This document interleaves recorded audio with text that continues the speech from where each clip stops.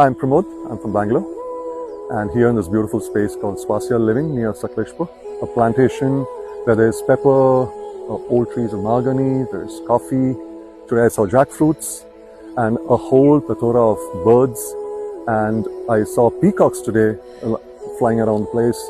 There are 3 lakes, there's kayaking, where we enjoyed the evening last time we came in and today, and also there was rains last night, and the last time we came there was mist, and it's beautiful either way, very magical.